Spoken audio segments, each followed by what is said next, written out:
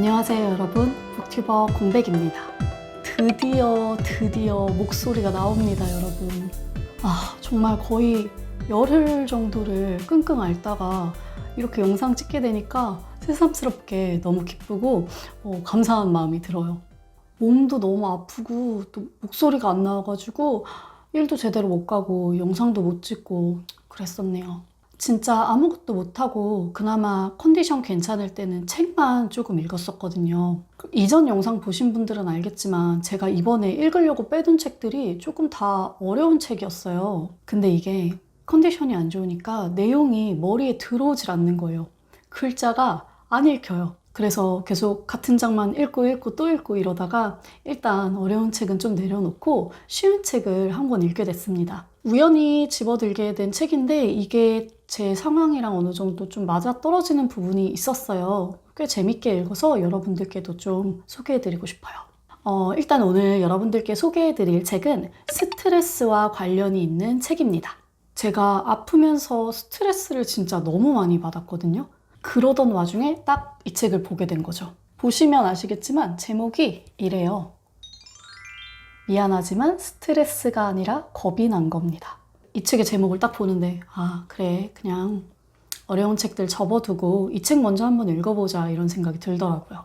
오늘은 여러분들과 제가 이 책에서 본 내용, 그러니까 스트레스에 대한 것들, 스트레스의 진실과 거짓에 대해서 조금 이야기해 보려고 합니다. 일단 제가 첫 번째로 얘기하고 싶은 것은 스트레스라는 단어의 어원인데요. 여러분들 혹시 알고 계신가요? 저는 사실 이 스트레스라는 말의 어원을 이 책을 보면서 처음 알았는데 내용이 너무 재밌더라고요. 그래서 여러분들께도 좀 얘기를 해드릴게요. 스트레스라는 말은 언제부터 어떻게 쓰게 됐을까? 생각보다 이 스트레스라는 말이 쓰인 지가 얼마 안 됐더라고요. 한 100년밖에 안 됐어요. 이 스트레스라는 단어는 굉장히 뜬금없게도 호르몬 연구를 하다가 만들어졌다고 합니다. 1936년에 한스 셀리라는 박사가 호르몬에 대한 연구를 하기 위해서 소액에서 호르몬을 채취해서 쥐에게 넣는 작업을 했다고 해요.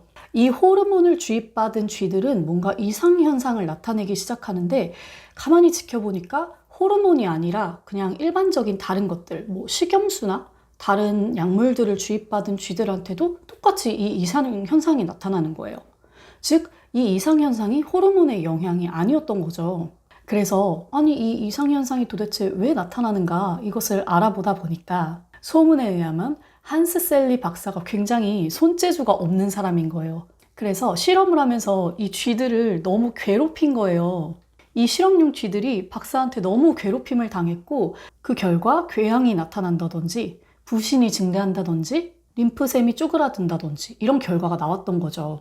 이렇게 뭔가 외부 자극을 받아서 고통을 받아서 내 몸의 반응이 뭔가가 달라지는 것, 이것을 이때부터 질병증후군 혹은 스트레스라고 부르기 시작했다고 합니다. 좀 웃기는 시작이죠. 이때부터 이 스트레스라는 단어가 온 세계에 퍼져나가기 시작하는데요. 우리가 왜 언어가 사람의 생활 양식을 규정한다고 하잖아요. 스트레스라는 말이 딱 그런 것 같아요. 이 스트레스라는 단어가 생기면서 사람들이 이 스트레스라는 말에 더 민감하게 반응을 하기 시작하는 것 같아요. 우리는 스트레스라는 말을 정말 입에 달고 살잖아요. 저도 좀 그런 편이거든요. 스트레스 받아. 저 사람 진짜 왜 저래? 저 사람 진짜 스트레스야. 아니면 병원을 가도 스트레스 받지 마세요. 이렇게 얘기하고 몸이 좀 아프면 스트레스 받아서 그래. 막 이렇게 얘기하잖아요. 그야말로 스트레스의 세계가 돼버린 것 같아요. 자, 그렇다면 이쯤에서 생각해 볼 문제가 또 있죠. 이 스트레스라는 것의 실체가 뭘까요? 이것이 실제로 우리한테 어떤 영향을 주는지, 얼마만큼이나 영향을 끼치는지, 이러한 내용들이 또 이 책에 담겨 있습니다. 계속해서 함께 살펴볼까요? 이제야 알게 된 스트레스의 실체. 자, 방금 전에 스트레스라는 말을 만들었던 한스 셀리 박사에 대해서 이야기를 했었죠. 이 이야기를 조금 더 이어서 해볼게요. 당시에 한스 셀리 박사는 담배 회사로부터 경제적으로 큰 지원을 받았었거든요. 한스 셀리 박사에게 지원을 했던 담배 회사에서 보기에는 이 스트레스라는 말이 굉장히 이용하기 좋은 말인 거예요. 예를 들면 이런 식인 거죠. 심장질환이나 암은 담배보다는 스트레스의 영향을 많이 받습니다. 이렇게 말할 수 있게 된 거예요. 이때부터 사람들이 점차 스트레스가 암과 질병을 만드는데 1등 공신이다, 이렇게 믿게 됐어요. 당시에는 정말 이런 사상이 걷잡을 수 없이 퍼져나갔다고 하고요. 뒤늦게 셀리 박사가 여러분, 모든 자극 반응이 이렇게 뭐 병을 만들거나 몸에 안 좋은 것은 아닙니다, 이렇게 주장하고 논문을 쓰기도 했지만 때가 너무 늦어버렸던 거죠. 즉, 스트레스라는 말이 너무 왜곡된 채로 너무 효과적으로 온 세계에 퍼져나간 겁니다. 이 책의 작가는 이러한 점을 밝히면서 스트레스의 민낯을 들여다보려고 노력합니다. 스트레스의 민낯을 보는 36가지 방법. 자, 우리가 스트레스라고 느끼는 상황, 이 스트레스의 본질 자체를 정확히 파악해야 이것을 제거하거나 이용할 수 있겠죠.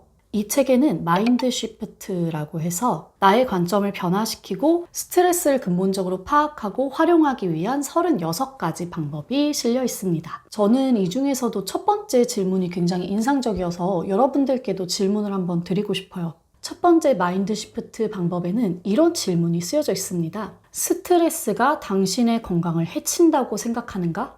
여러분들은 어떻게 생각하세요? 예? 아니요 중에 어떤 쪽으로 마음이 좀 기우시나요? 이 책에서는 이렇게 얘기해요.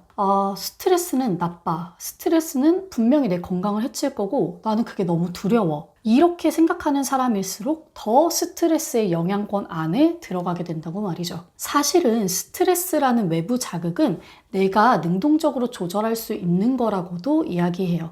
예를 들면 이런 겁니다. 우리가 어떤 스포츠를 즐길 때 나타나는 몸의 긴장감, 피로감, 두려움, 이런 것들이 있잖아요. 이 외부 자극 자체는 같아요. 그런데 받아들이는 입장에서 이것을 긍정적인 자극으로 받아들일 것이냐, 아니면 정말 기분 나쁜 스트레스로 받아들일 것이냐, 이것은 개인의 관점에 따라 달라진다는 거죠. 자, 이렇게 저는 36가지 마인드 시프트 방법 중에서 1번 방법만 말씀을 해드렸어요. 이 마인드 시프트를 하나하나 읽는 게 굉장히 재밌더라고요. 약간 좀 설문조사 같기도 하고요. 또 내 스스로의 행동 패턴을 좀 생각해 볼 수 있는 예리한 질문들도 있고 해서 저는 읽으면서 굉장히 흥미로웠어요. 잠깐 책 소개와 책 내부도 한번 볼게요. 이 책은 2019년 5월에 스노우폭스 북스에서 출간된 책입니다. 작가는 베아타 코리오트라는 분인데 이분이 또 명상 전문가래요. 안 그래도 읽으면서 이런 마인드 시프트 방법은 꼭 명상이랑 되게 비슷하다 이렇게 생각했었는데 정말 명상 전문가셨어요. 네, 이게 이제 책 표지입니다. 노란색 너무 산뜻하죠? 아니, 요즘에 노란색이 왜 이렇게 이뻐 보이는지 모르겠어요. 자, 그리고 내부 목차도 좀 보여드릴게요. 짜잔. 자, 내부 목차는 이렇게 되어 있어요. 저는 사실 이 제목과 목차는 조금 아쉬워요. 너무 목차가 많이 나눠져 있는 것 같고 좀 직관적이지 않은 느낌이 들었거든요. 좀 더 간결하고 핵심이 담겨 있었으면 좋았겠다 이런 생각은 좀 들더라고요. 아무튼 이런 식으로 목차가 구성이 되어 있고요. 넘겨보다 보면 이런 식으로 스트레스에 대한 내용, 연구들, 그리고 이렇게 마인드 시프트 방법들이 나와 있는 책입니다. 중간에 이렇게 파란 창으로 나와 있는 게 마인드 시프트 방법들이에요. 네, 책의 표지와 목차 그리고 내용을 함께 좀 살펴보셨습니다. 제가 이전 영상 올렸을 때 많은 분들이 댓글로 이렇게 말씀하셨어요.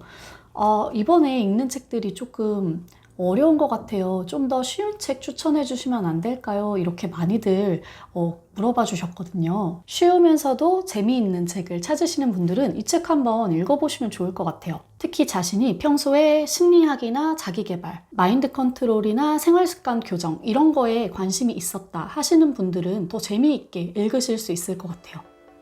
저는 이제 이 책을 다 읽고 컨디션을 조절하면서 또 재미있는 콘텐츠들을 준비 중입니다. 다음번에 또 재미있는 영상 들고 돌아올게요. 지금까지 소개해드린 책은 바로 이 책, 미안하지만 스트레스가 아니라 겁이 난 겁니다 였고요. 시청해주신 여러분들 모두 감사드립니다. 모두 책 읽는 시간 되세요. 그리고 정말 감기 조심하세요. 공백의 책단장이었습니다.